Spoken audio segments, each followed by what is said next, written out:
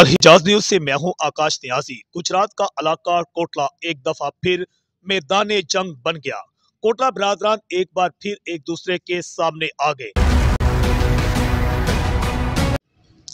और हिजाज न्यूज से मैं हूं आकाश न्याजी। गुजरात का इलाका कोटला एक दफा फिर मैदान जंग बन गया।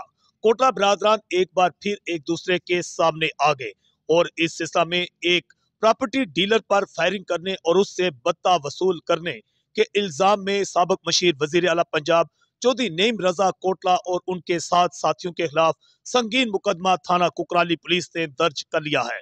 ब्रेकिंग न्यूज से हम आपके आगाह करते चलें कि साबिक मशीर वजीर आला पंजाब चौधरी नईम रजा कोटला और उनके साथियों के खिलाफ थाना कुकराली में एक संगीन दफात के तहत मुकदमा दर्ज किया गया है, जिसमें एक प्रॉपर्टी डीलर चौधरी मुदस्सर सुबहानी की तरफ से संगीन इल्जाम लगाया गया है चौधरी नईम रजा कोटला पर कि उन्होंने अपने साथियों के हमरा उससे पहले 10 लाख रुपए बत्ता वसूल किया और मजीद 5 लाख रुपए बत्ता उससे मांगा जा रहा था, जिस पर उसने इनकार किया तो उसके खिलाफ जो है वो मजीद कार्रवाई करते हुए मुल्जमान ने उसके घर पर दावा बोल दिया और उसके घर पर फायरिंग करके दरो दीवार को छलनी कर दिया। गैराज में खड़ी गाड़ी को भी नुकसान पहुंचा और घर के जो शीशे हैं वो भी टूट गए।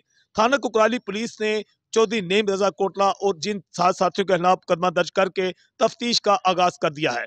मालूम हुआ है कि चौधरी नईम रजा कोटला और उनके साथ साथियों ने कबल अज गिरफ्तारी अपनी जमानत भी करवा ली है। FIR में चौधरी नईम रजा कोटला समेत उनके साथ साथियों में आमर पहलवान, पप्पू और इसके साथ अशरफ उर्फ अच्छा, खुरम अब्बास वगैरह शामिल हैं।